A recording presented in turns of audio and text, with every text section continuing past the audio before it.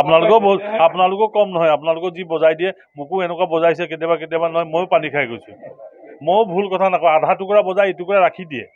এতিয়া অস্বস্থামা সত্ৰ ইটি গজটো নুশুনিলে যুধিষ্ঠিৰ সেইকাৰণে গৈ এদিনৰ কাৰণে হ'লেও হয় নে নহয়? গতিকে মই সেইটোত নকওঁ এইকাৰণে যে আপোনালোকো কম নহয়, আপোনাৰ সাংবাদিক আৰু পলিটিচিয়ান একে নিচিনা, আমাক গালি দি লাভ নাই। কিন্তু তথাপিও উই শুড বি ভেৰি কেয়াৰফুল। ভাল মানুহ সদায় মানুহৰ লগত থাকিব লাগে, এই কথাটো কৈ কৈছোঁ। আমি প্ৰতিনিধি, আমি ৰজা নহয়, ৰজাও এটা সময়ত নাইকিয়া হয়। আমাৰ প্ৰতিনিধি হওক, নিৰ্বাচিত প্ৰতিনিধি হওক, আমি ক্ষমতাশালী মানুহে হওক, কোনোবা বিষয়াই হওক, হায়েষ্ট লেভেলত থকা বিষয়া এজনো কেতিয়াবা ৰিটায়াৰ কৰে নে নকৰে? কৰে। আপুনি সেই মুহূৰ্তত যদি ভাবে যে মই সৰ্বোচ্চ, তেতিয়াহ'লে অসুবিধা হ'ব। সেইকাৰণে মই বেলেগৰ কথাও নাজানো, মই নিজে সেইটো ব্যৱহাৰ নকৰোঁ। মই সাংসদ এইটো একেবাৰে কম সময়ৰ কাৰণে দিছোঁ। ঈশ্বৰৰ কৃপাত, দলৰ কৃপাত আৰু ৰাইজৰ কৃপাত যদি মই জিকি থাকোঁ এইটো এটা বেলেগ কথা, কিন্তু মোৰ টাৰ্মটো 5 বছৰ। 5 বছৰ যদি মই বেছি চটপটাওঁ, বেছি অহংকাৰ দেখাওঁ, তেতিয়াহ'লে 5 বছৰৰ পিছত মোক মানুহে কি ধৰণে একচেপ্ট কৰিব এই কথাটো মই আজিৰ তাৰিখত ভাবিব লাগিব। সেইকাৰণে মই নিজকে সংযত কৰি ৰাখিছোঁ।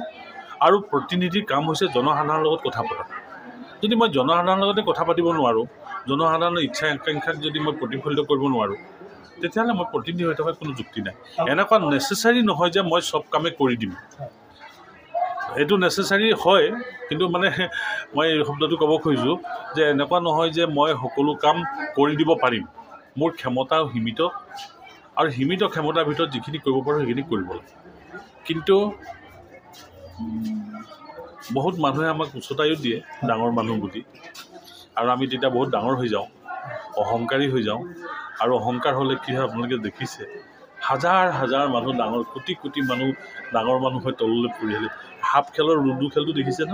সেই লুডু খেলটোৱে আমাৰ জীৱন, গতিকে বেছি কৈ লাভ নাই। সেইকাৰণে জনসাধাৰণৰ লগত থাকিব লাগে।